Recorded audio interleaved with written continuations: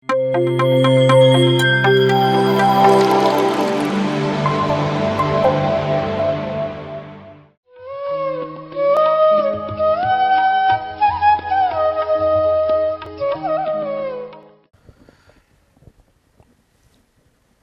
dear friends,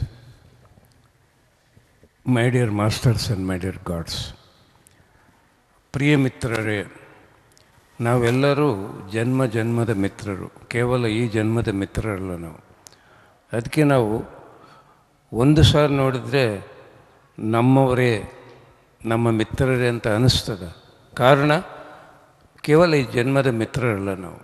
ಎಷ್ಟೋ ಜನ್ಮ ತಗೊಂಡಿದ್ವಿ, ಎಷ್ಟೋ ಲೋಕದಲ್ಲಿ ಅಲ್ಲಿ ಮಿತ್ರರಾಗಿದ್ವಿ, ಮತ್ತು ಇಲ್ಲಿ ಬಂದಿದ್ವಿ, ಇಲ್ಲಿ ಮಿತ್ರರಾಗಿದ್ವಿ.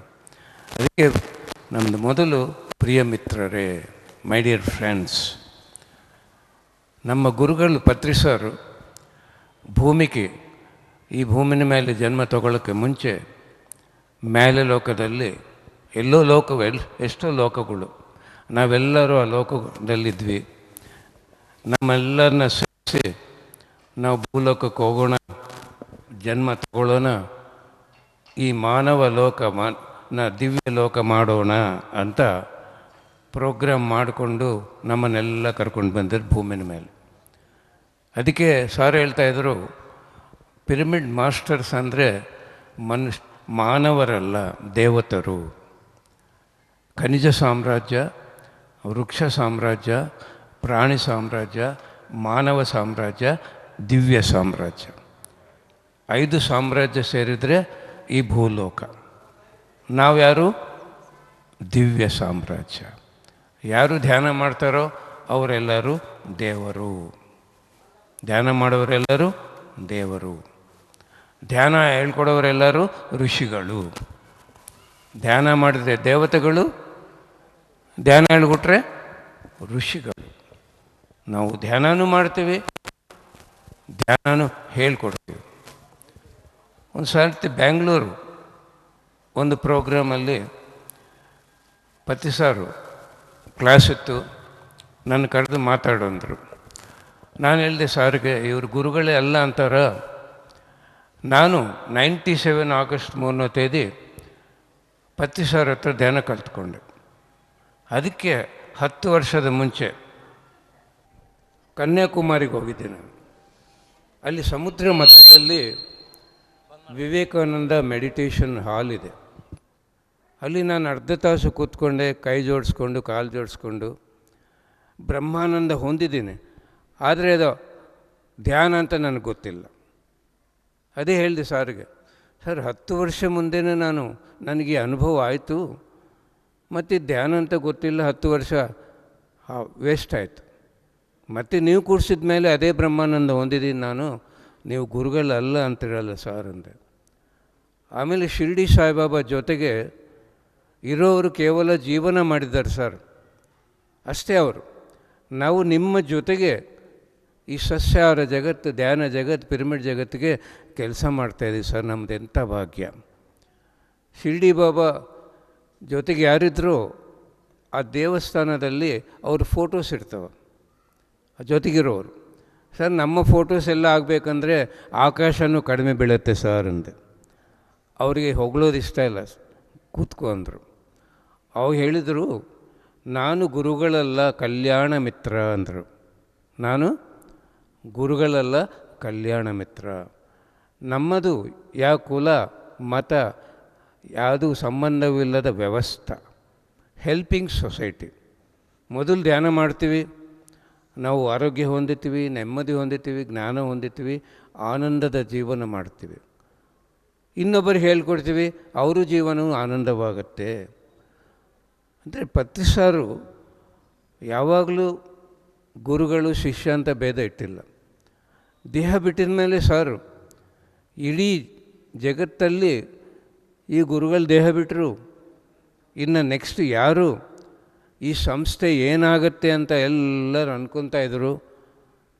ಸಾರು ದೇಹ ಬಿಟ್ಟಿದ್ದಾರ, ನಮ್ಮೆಲ್ಲರ ಒಳಗೆ ಪ್ರವೇಶವಾಗಿದ್ದಾರೆ. ಅದಕ್ಕೆ ಇವತ್ತು ಈ ಅದ್ಭುತವಾದ ಕಾರ್ಯಕ್ರಮ ನಡೀತಾ ಇದೆ. 1 ತಿಂಗಳ ಆಗಿಲ್ಲ ಇನ್ನು ಕಡ್ತಾಲ್ ಪ್ರೋಗ್ರಾಮ್ ಮುಗಿದು ಮತ್ತೆ ಒಂದು ದೊಡ್ಡ ಪ್ರೋಗ್ರಾಮ್ ಕರ್ನಾಟಕ ನಾವು ಮಾಡ್ತಾಯಿದ್ದೀವಿ. ಕಾರಣ ಏನು? ಅವರು ಚೈತನ್ಯ ನಮ್ಮೆಲ್ಲರ ಒಳಗೆ ತುಂಬೋಗಿದೆ. ಇವಾಗ ಸಾರಿಲ್ಲ ಏನನ್ನ ಕೇಳೋಕ್ಕೆ ಏನು ಮಾಡಬೇಕು ಅಂತ ನಾವೇ ಎಲ್ಲರೂ ಆ ರೆಸ್ಪಾನ್ಸ್ ಬಾಧ್ಯತೆ ತಗೊಂಡು ನಾವು ಮುಂದೆ ಹೋಗಬೇಕು.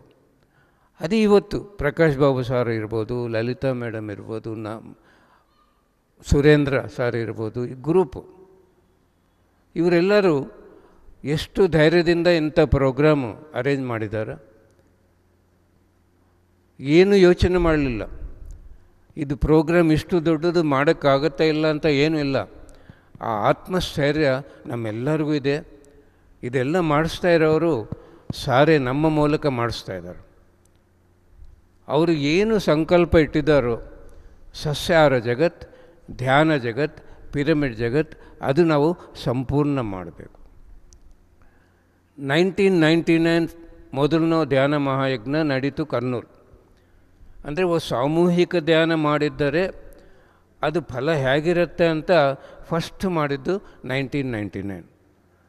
ಪಿರಮಿಡ್ ಮಾಸ್ಟರ್ಸ್ ನಾವೆಲ್ಲರೂ ಒಂದು 5,000 ಜನ ಇದ್ವಿ ಅವು ಇಡೀ ಪ್ರಪಂಚದಲ್ಲಿ.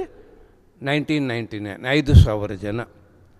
ಅಂದರೆ ಸಾಮೂಹಿಕ ಧ್ಯಾನ ಮಾಡಿದ್ದರೆ ಆ ಸಂಕಲ್ಪದ ಫಲ ಹೇಗಿರುತ್ತೆ ಅಂತ ಇವಾಗ ನಾವು ನೋಡ್ತಾ ಇದ್ವಿ. 1999ನಿಂದ ಧ್ಯಾನ ಯಜ್ಞಗಳು, ಧ್ಯಾನ ಚಕ್ರಗಳು, ಧ್ಯಾನ ಮಹಾಚಕ್ರಗಳು, ಆಮೇಲೆ ಧ್ಯಾನ ಮಹಿಳಾ ಚಕ್ರ, ಧ್ಯಾನ ಮಹಾಯಾಗ ಒಂದೊಂದು ನಾವು ಮಾಡ್ಕೊಳ್ತಾ ಹೋಗ್ತಾಯಿದ್ವಿ. ಸರ್ ಅಂದರು 2000 ಏನೋ ಅದ್ಭುತ ಆಗಬಹುದು ಅಂತ ಅಂದ್ಕೊಂಡಿವಿ, ಏನು ಆಗಲಿಲ್ಲ ಅಂದರು ಸರ್. ಮತ್ತೆ 2012 ಏನು ಅದ್ಭುತ ಆಗತ್ತೇನೋ ಅಂದ್ಕೊಂಡರೆ 2012 ಡಿಸೆಂಬರ್ 21 ಕೈಲಾಸಪುರಿ ಆ ಧ್ಯಾನ ಮಹಾಚಕ್ರದಲ್ಲಿ ಬೆಳಿಗ್ಗೆ ಪತ್ರಿ ಸರ್ 7 o'clock ಏನು ಹೇಳಿದ್ರಂದರೆ, ಇವತ್ತು ರಾತ್ರಿ 12 ಗಂಟೆಯಿಂದ ಸತ್ಯಯುಗ ಆರಂಭವಾಗತ್ತೆ ಅಂತ ಹೇಳಿದರು. ಅಂದರೆ 1999 ಧ್ಯಾನ ಮಹಾಯಜ್ಞ ಮೊದಲಿಟ್ಟಿದ್ರೆ 2012ಗೆ ಯುಗನೇ ಬದಲಾವಣೆ ಆಗಿದ್ದೀರಿ. ಈ ಯುಗನೇ ಸತ್ಯಯುಗ ಆಗಿದೆ. ಆಮೇಲೆ 2012 ಲಕ್ಷಾಂತರ ಪಿರಮಿಡ್ ಮಾಸ್ಟರ್ಸ್. 2019 ಮಹಿಳಾ ಧ್ಯಾನ ಮಹಾಚಕ್ರ, ಮೊದಲನೇ ಮಹಿಳಾ ಧ್ಯಾನ ಮಹಾಚಕ್ರ ನಡೀತು ಕೈಲಾಸಪುರಿ ಕಡ್ತಾಲ್. ಆ ಪ್ರಭಾವದಿಂದ ಏನಾಯಿತು, ಕರೋನಾ ಮಾತ ಬಂದಳು. ಆ ಕರೋನಾ ಮಾತ ಬಂದರೆ ಏನಾಯಿತು, ಲಾಕ್ಡೌನ್ ಬಂತು. ಆ ರಾಮ ಸೀತಾಮಾತ ಲಕ್ಷ್ಮಣಗೆ ವನವಾಸ ಭಾಗ್ಯ ಆಯಿತು. ಧ್ಯಾನ ಮಾಡ್ಕೊಳ್ಳೋಕ್ಕೆ, ಋಷಿಗಳ ಜೊತೆಗೆ ಜ್ಞಾನ ಹೊಂದಕ್ಕೆ, ದೇವತೆಗಳಾಗಲಿಕ್ಕೆ. ಈ ಲಾಕ್ಡೌನ್ ಏನಾಯಿತು, ಈ ವನವಾಸ ನಮಗೆ ಭಾಗ್ಯ ಆಯಿತು ಪಿರಮಿಡ್ ಮಾಸ್ಟರ್ಸ್ಗೆ. 22 ವರ್ಷ ನಾನು ಊರು ಊರು, ಬೀದಿ ಬೀದಿ, ಮನೆ ಮನೆ ಹೋಗಿ ಪ್ರಚಾರ ಮಾಡಿದ್ದು ಒಂದು ಚೂರು. ಲಾಕ್ಡೌನ್ ಪೀರಿಯಡಲ್ಲಿ ಮನೆಯಲ್ಲಿ ಕೂತ್ಕೊಂಡು ಜೂಮು, PMC, ಯೂಟ್ಯೂಬ್ ಮಾಧ್ಯಮದಿಂದ ಒಂದು ಮಹಾಪರ್ವತದಂಥ ಧ್ಯಾನ ಪ್ರಚಾರ ಮಾಡಿದ್ದೀನಿ. ಅಂದರೆ ಆ ಮಹಿಳಾ ಶಕ್ತಿ ಎಂಬುದು ಎಂಥ ಅದ್ಭುತವಾದ ಶಕ್ತಿ ಅಂತ ಪತ್ತಿ ಸಾರಿಗೆ ಗೊತ್ತು. ಆ ಶಕ್ತಿನ ಹೊರಗೆ ತಗೊಂಡು ಬಂದಿರೋದು ಇಷ್ಟು, ಯಾರು ತಗೊಂಡು ಬಂದರು ಇಷ್ಟು ಯುಗದಲ್ಲಿ. ನಮ್ಮ ಪಿರಮಿಡ್ ಸೊಸೈಟಿಯಲ್ಲಿ ಹೆಚ್ಚಿಗೆ ಮಹಿಳಾ ಸಂಖ್ಯೆನೇ ಇರೋದು, ಹೆಚ್ಚಿಗೆ. ಆ ಮಹಿಳಾ ಶಕ್ತಿನ ಹೇಗೆ ಉಪಯೋಗಿಸ್ಕೋಬೇಕು ಈ ಆಧ್ಯಾತ್ಮಿಕ ಉನ್ನತಿಗೆ ಅಂತ ಸಾರಿಗೆ ಗೊತ್ತು. ಅದಕ್ಕೆ ಧ್ಯಾನ ಮಹಿಳಾ ಚಕ್ರ ಅಂತ ಮೊದಲಿಟ್ಟಿದ್ರು. ಆವತ್ತು ಹೇಳಿದರು ಇದು ಮಹಿಳಾ ಯುಗ ಅಂತ ಹೇಳಿದರು. ಆ ಮಹಿಳಾ ಶಕ್ತಿ ಬಗ್ಗೆ ಎಲ್ಲರಿಗೂ ಗೊತ್ತಾಗಬೇಕು. ಸಾರ್ ಹೇಳ್ತಾಯಿದ್ರು, ನಮಗೆ ಎಷ್ಟು ಹೆಚ್ಚಿಗೆ ಚಾಲೆಂಜಸ್ ಇರ್ತಾವೋ, ಎಷ್ಟು ಹೆಚ್ಚಿಗೆ ಫೇಲ್ಯೂರ್ಸ್ ಇರ್ತಾವೋ, ಆತ್ಮದ ಉನ್ನತಿ ಅಷ್ಟು ವೇಗವಾಗಿರುತ್ತೆ ಅಂತ ಹೇಳಿದರು. ಮತ್ತು ಈ ಭೂಮಿನ ಮೇಲೆ ಹೆಚ್ಚಿಗೆ ಚಾಲೆಂಜಸ್, ಹೆಚ್ಚಿಗೆ ಫೇಲ್ಯೂರ್ಸ್ ಯಾರಿಗಿರ್ತಾವಂದರೆ ಮಹಿಳೆಯರಿಗೆ ಇರ್ತವೆ. ಮಹಿಳೆಯರಿಗೆ, ಪುರುಷರಿಗೇನಿಲ್ಲ ಚಾಲೆಂಜಸ್ಸು, ಫೇಲ್ಯೂರ್ಸ್. ಗುಣಗಳು ಸಹಜವಾಗಿ ತಾಳ್ಮೆ, ಸಹನ, ಕರುಣ, ಪ್ರೀತಿ, ತ್ಯಾಗ, ಈ ದಿವ್ಯ ಗುಣಗಳು ಮಹಿಳೆಯರ ಹತ್ರ ಇರುತ್ತೆ. ಚಾಲೆಂಜಸ್ಸು ಮಹಿಳೆಯರಿಗೆ ಇರುತ್ತೆ, ಫೇಲ್ಯೂರ್ಸು ಮಹಿಳೆಯರಿಗೆ. ಗಮನ ಮಾಡಿದರೆ ಗೊತ್ತಾಗುತ್ತೆ. ಮದುವೆಗೆ ಮುಂಚೆ ಜೀವನ ಅದ್ಭುತ ಸ್ವರ್ಗ. ತೆಲುಗುದಲ್ಲಿ ಏನು ಹೇಳ್ತಾರೆ ಅಂದರೆ, ಆಡಪಿಲ್ಲ ಈಡಪಿಲ್ಲ ಅಂದರೆ ತವ್ರ ಮನೇಲಿರೋರು, ಮದುವೆ ಅಂದಮೇಲೆ ಆಡಪಿಲ್ಲ ಆಗ್ತಾರೆ. ಧ್ಯಾನ ಮದುವೆಗೆ ಮುಂಚೆ ಹೆಂಗಸರಿಗೆಲ್ಲ ಆನಂದವೇ ಆನಂದವು, ಏನು ಬೇಕೋ ತಿನ್ಬೋದು, ಹೇಗನ್ನ ಇರ್ಬೋದು. ಮದುವೆ ಆದಮೇಲೆ ಬದಲಾವಣೆ. ನಿಮಗೇನಿಷ್ಟ ಅದು ತಿನ್ನೋಕ್ಕೆ ಇಲ್ಲ, ಅವ್ರಿಗೆ ಏನಿಷ್ಟನೋ ಅದೇ ತಿನ್ನಬೇಕು, ಅದೇ ಅಡುಗೆ ಮಾಡಬೇಕು. ಜೀವನ ಕೊನೆವರೆಗೆ ಫೇಲ್ಯೂರ್ ಇದು. ನಮಗೇನಿದೆ ಆರಾಮ್, ನಮಗೇನು ಬೇಕು ಅದೇ ತಿಂತೀವಿ, ಅದೇ ಮಾಡಿಸ್ಕೊಂಡು ತಿಂತೀವಿ. ಪುರುಷರಿಗೇನಿದೆ, ಕಲ್ತ್ಕೊಳ್ಳೋದೇನಿಲ್ಲ, ಚಾಲೆಂಜ್ ಇಲ್ಲ, ಫೇಲ್ಯೂರ್ ಇಲ್ಲ.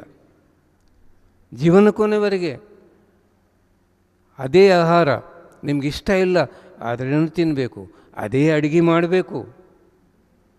ಅಷ್ಟೇ ಅಲ್ಲ, ಮದುವೆ ಆದಮೇಲೆ ನಿಮ್ಮ ಫ್ಯಾಮಿಲಿ ಮೆಂಬರ್ಸ್ ಇರಲ್ಲ, ಎಲ್ಲ ಬೇರೆಯವರು, ಅವರು ನಮಗೆ ಅನುಕೂಲ ಇರಲ್ಲ. ಆ ಪರಿಸ್ಥಿತಿಗಳು, ವ್ಯಕ್ತಿಗಳು ಅನುಕೂಲ ಇರಲ್ಲ. ಅದು ಜೀವನ ಕೊನೆವರೆಗೆ ಫೇಲ್ಯೂರ್. ಅದು ಸಾಹಸನೇ, ಚಾಲೆಂಜೇ. ತಿಂಗಳ ಪೀರಿಯಡ್ಸ್, ಅದು ನಿಮಗೆ ವರ, ಒಂದು ದೈವಶಕ್ತಿ ನಿಮ್ಮ ಒಳಗೆ ಪ್ರವೇಶವಾಗುತ್ತೆ. ಆದ್ರೇನು ಅದು ನಿಮಗೆ ತೊಂದರೆ ಜೀವನ ಕೊನೆವರೆಗೆ. ಏನಿದೆ ರೀ ಪುರುಷರಿಗೆ? ಏನೂ ಇಲ್ಲ, ಆರಾಮಾಗಿ ತಿನ್ನೋದು, ಮಲ್ಕೊಳ್ಳೋದು. ಇರೋದೆಲ್ಲ ಸ್ತ್ರೀಯರಿಗೆ. ತಿಂಗಳ ಗರ್ಭಿಣಿ ಕೂತ್ಕೋಬೇಕಂದ್ರೆ ಕಷ್ಟ, ಎದ್ದೊಳ್ಬೇಕಂದ್ರೆ ಕಷ್ಟ, ಈಗ ತಿರುಗಬೇಕಂದ್ರೆ ಕಷ್ಟ. 9 ತಿಂಗಳ ಒಬ್ಬ ಆತ್ಮ ಭೂಮಿ ಮೇಲೆ ಬರಬೇಕಂದ್ರೆ ಆ ತಾಯಿಗೆ ಎಷ್ಟು ಸಹನ ರೀ.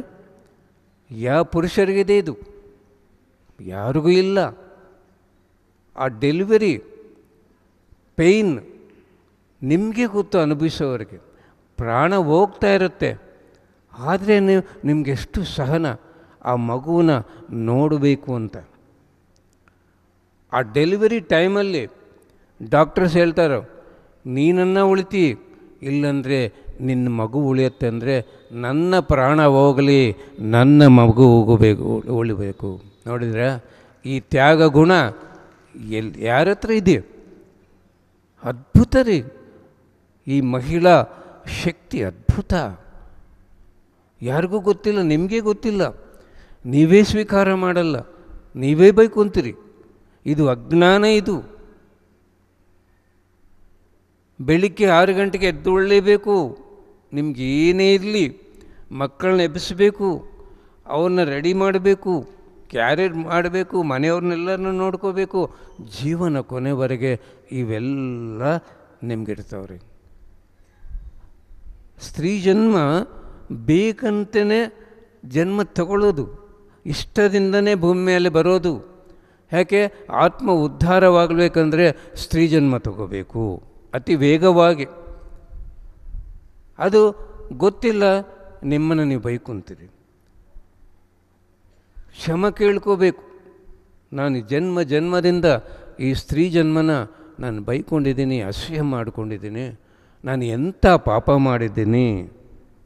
ಪಾಪ, ಪಶ್ಚಾತ್ತಾಪ, ಪ್ರಾಯಶ್ಚಿತ್ತ, ಪರಿಹಾರ ಒಪ್ಪಿಕೋಬೇಕು. ಜನ್ಮದಿಂದ ನಾನು ಪಾಪ ಮಾಡಿದ್ದೀನಿ.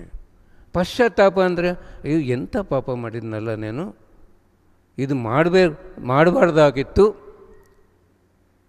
ಅಂತ ಒಪ್ಪಿಕೊಳ್ಳೋದು.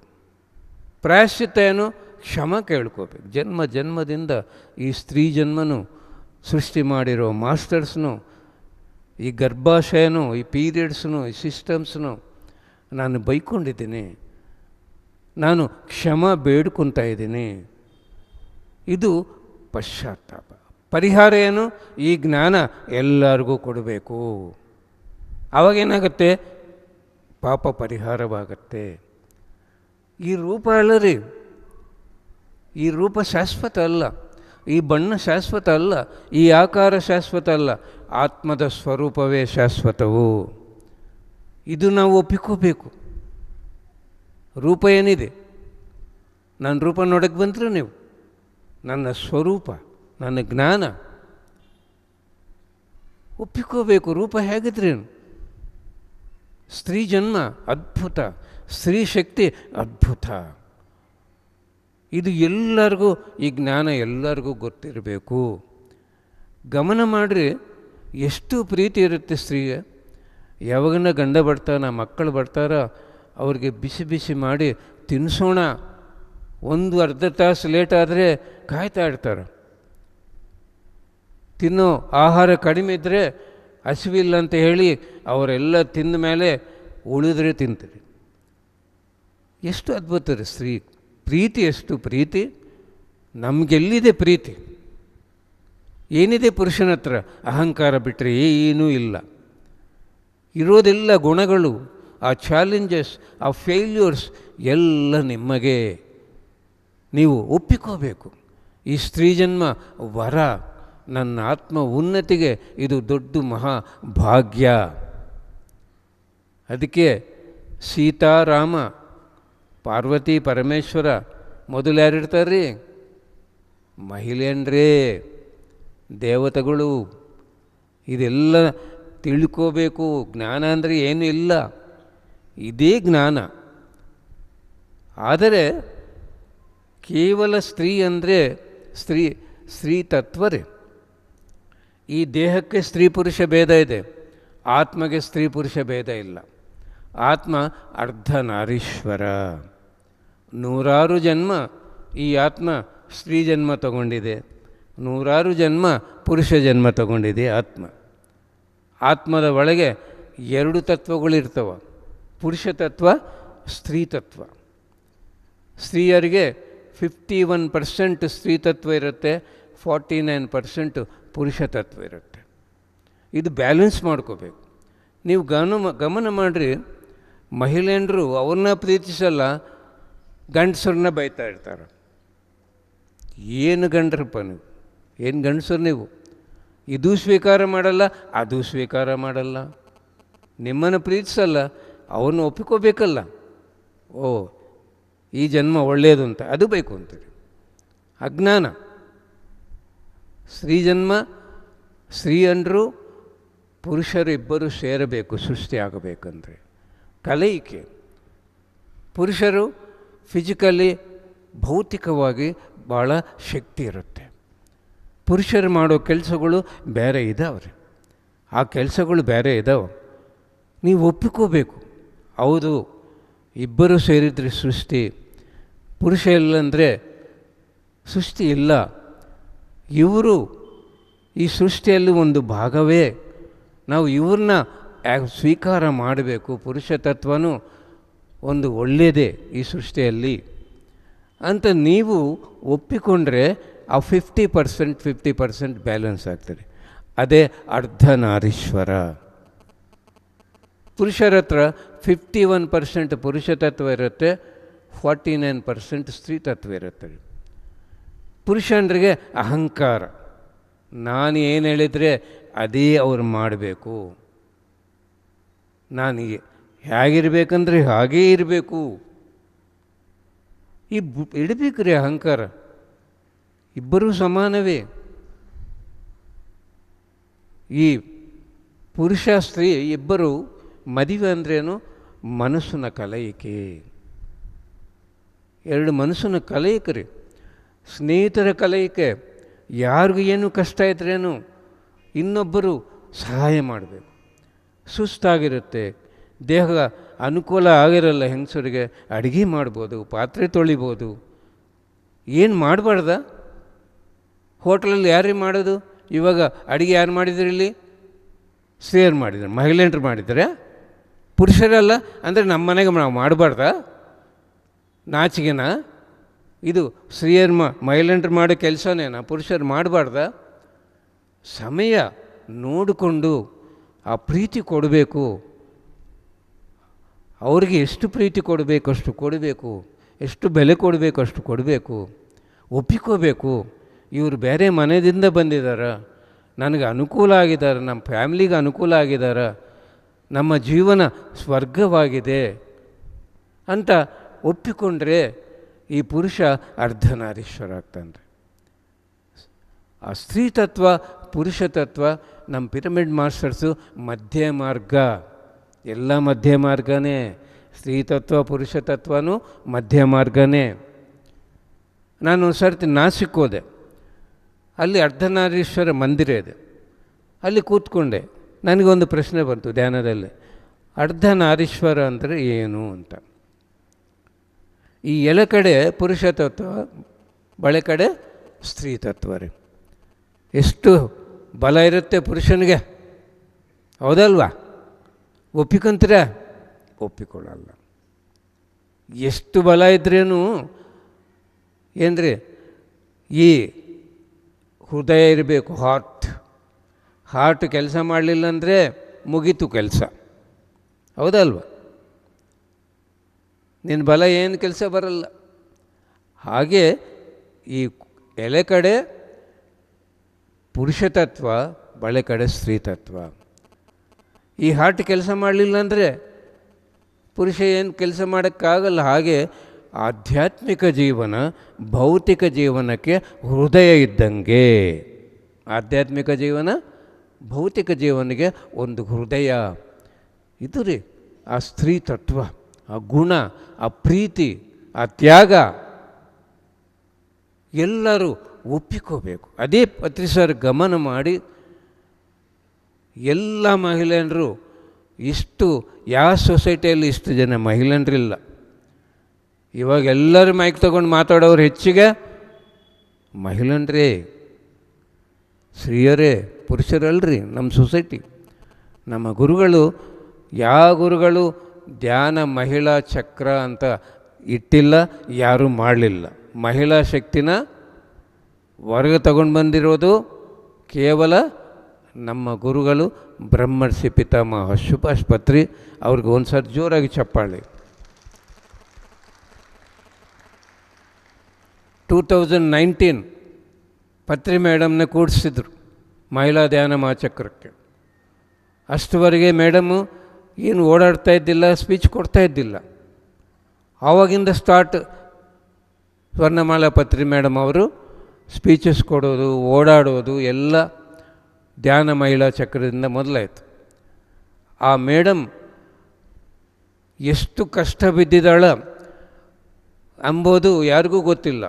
ಸ್ವರ್ಣಾಮೃತ ಅದು ಸಾರು, ಸ್ವರ್ಣಾಮೃತ ಅಂತ ನೀನು ಎಪಿಸೋಡ್ಸ್ ಕೊಡು, 100 ಎಪಿಸೋಡ್ಸ್ ಅಂದರೆ ಸ್ವರ್ಣಾಮೃತ ಬಂತು. ಆವಾಗ ಮೇಡಮ್ ಸಹನ ಎಷ್ಟು, ಹಿಂದೆ ಡೈರೆಕ್ಟರ್ ಮೇಡಮ್ ಅಂತ ಎಲ್ಲರಿಗೂ ಗೊತ್ತಾಯಿತು. ಪತ್ರಿ ಸರ್ ಹಿಂದೆ ಆ ಮೇಡಮ್ ಬೆಲೆ ಎಲ್ಲರಿಗೂ ಗೊತ್ತಾಯ್ತು ರೀ. ಒಂದು ಸೀತಾಮಾತೆಗೆ ಎಷ್ಟು ಸಹನನೋ ನಮ್ಮ ಮೇಡಮ್ ಅವ್ರಿಗೂ ಅಷ್ಟು ಸಹನನೇ, ಅಷ್ಟು ಸಹನ ನಾವು ನೋಡಿದ್ವಿ. 1997 ನಾನು ಧ್ಯಾನಕ್ಕೆ ಬಂದಿರೋದು. 2000 ನಾನು ಹೈದ್ರಾಬಾದಲ್ಲಿದ್ದೆ. ಪತ್ರಿ ಮೇಡಮ್ ಮಾರಮ್ ಶಿವಪ್ರಸಾದ್ ಫೋನ್ ಮಾಡಿದರು, ಮಗಳು ಡಿಗ್ರಿ ಕಾಲೇಜ್ದು ಫೀಸ್ ಕಟ್ಟಬೇಕು ಬಿ.ಟೆಕ್ದು, ಇವತ್ತು ಕೊನೆ ಡೇಟು, ಇವತ್ತು ಕಟ್ಟಿಲ್ಲ ಅಂದರೆ ಸೀಟ್ ಸಿಗಲ್ಲ, ಯಾರ ಹತ್ರನ ಕೊಡಿಸು ಅಂತ ಫೋನ್ ಮಾಡಿದ್ರು. ನನಗೆ ಏನಪ್ಪ ಇದು, ಇಂಥ ಮಾತಿಗೆ ಇಷ್ಟು ಕಷ್ಟನ, ಯಾರನ್ನ ಬೇಡ್ಕೋಬೇಕಾ ಕಾಲೇಜ್ ಫೀಸ್ಗೆ ಅಂತ ಭಾಳ ದುಃಖ ಆಯ್ತು ರೀ. ಅವಾಗ ಎಷ್ಟು ಸಹನ ರೀ. ಸರ್ ಏನೂ ಗಮನ ಮಾಡಲ್ಲ ಮನೆಯಲ್ಲಿ ಏನಿದೆ ಏನಿಲ್ಲ ಅಂತ. ಒಂದು ಸರ್ತಿ ಕರೆಂಟ್ ಕಟ್ಟಕ್ಕೆ ದುಡ್ಡಿಲ್ಲ, ಕರೆಂಟ್ ಕಟ್ ಮಾಡಿಬಿಟ್ಟಿದ್ದಾರೆ. ಪತ್ರಿ ಸರ್ ಓಡಾಡಿ ಊರೆಲ್ಲ ಪ್ರಚಾರ ಹೋಗಿ ಬಂದರೆ ಕರೆಂಟ್ ಇಲ್ಲ. ಏನು ಕರೆಂಟ್ ಇಲ್ಲ ಅಂದರೆ ಫೀಸ್ ಕಟ್ಟಿಲ್ಲ, ಕಟ್ ಮಾಡಿದ. ಸರ್ ಏನು ಮಾಡಿದ್ದಾನೆ, ಪಿರಮಿಡ್ ಮಾಸ್ಟರ್ ಮನೆಗೆ ಹೋಗ್ಬಿಟ್ಟಿದ್ದಾನೆ. ದುಡ್ಡು ಕಟ್ಟಬೇಕಲ್ಲ, ದುಡ್ಡು ಅಡ್ಜಸ್ಟ್ ಮಾಡಿ ಏನಿಲ್ಲ ರೀ. ನೋಡಿದರೆ ಪತ್ರಿ ಮೇಡಮು ಎಷ್ಟು ಸಹನದಿಂದ ಇಷ್ಟು ನಮ್ಮ ಸೊಸೈಟಿಗೆ ಸಹಕಾರ ಕೊಟ್ಟಿದ್ದಾರೆ. ಪತ್ರಿ ಮೇಡಮ್ ಒಂದು ಸಾರಿ ಜೋರಾಗಿ ಚಪ್ಪಾಳಿ. ಆ ಸ್ತ್ರೀ ತತ್ವ ಅಂದರೆ ಅದು ನಮ್ಮ ಪತ್ರಿ ಮೇಡಮ್ಮೇ ಒಂದು ಉದಾಹರಣೆ ನಮ್ಮ ಜೀವನದಲ್ಲಿ. ನಮ್ಮ ಸೊಸೈಟಿಯಲ್ಲಿ. ಅದಕ್ಕೆ ಮೈ ಡಿಯರ್ ಫ್ರೆಂಡ್ಸ್, ಹೆಚ್ಚಿಗೆ ಚಾಲೆಂಜಸ್, ಹೆಚ್ಚಿಗೆ ಫೇಲ್ಯೂರ್ಸ್ ಇದ್ದರೆ ಚಪ್ಪಾಳಿ ಹೊಡಿಬೇಕು. ಎಲ್ಲರೂ ಸಮಸ್ಯೆಗಳಿರಬಾರ್ದು, ಚಾಲೆಂಜಸ್ ಇರಬಾರ್ದು, ಫೇಲ್ಯೂರ್ಸ್ ಇರಬಾರ್ದು ಅಂದರೆ ಆತ್ಮದ ಉದ್ಧಾರ ಆಗೋದೇ ಇಲ್ಲ. ಆತ್ಮದ ಉದ್ಧಾರ ಆಗಬೇಕಂದ್ರೆ ಇರಬೇಕು. ಶ್ರೀರಾಮ ಭಗವಾನ ಬೆಳಿಗ್ಗೆ ರಾಜ ಆಗಬೇಕು, ವನವಾಸ ಹೋಗಬೇಕು 14 ವರ್ಷ. ಅದು ಫೇಲ್ಯೂರೇ. ರಾಜ ಆಗಲಿಲ್ವಾ? ಆಗಲಿಲ್ಲ ರಾಜ. ಸೀತಾಮಾತೆಗೆ ಅಷ್ಟೇ ಫೇಲ್ಯೂರೇ. ಆದರೆ ವನವಾಸ ಏನಾಯಿತು? ಅವರಿಗೆ ವರ ಆಯಿತು, ಧ್ಯಾನ ಸಾಧನ ಮಾಡಿಕೊಳ್ಳೋಕ್ಕೆ, ಋಷಿಗಳ ಜೊತೆ ಜ್ಞಾನ ಹೊಂದಕ್ಕೆ ದೇವತೆಗಳಾದರು ಅವರು.